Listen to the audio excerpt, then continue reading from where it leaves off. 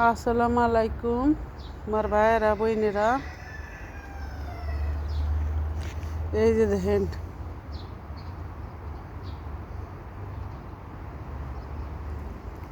এখানে গাছে পানি দিতেছি।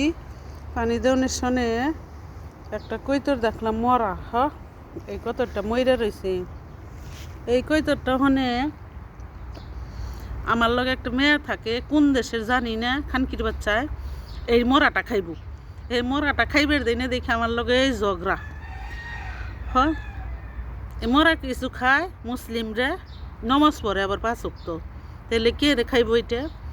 এইটা দেখেন ভাইয়েরা বোনেরা, আপনারা ভিডিওর মধ্যে কইবেন হারাম না হালাল।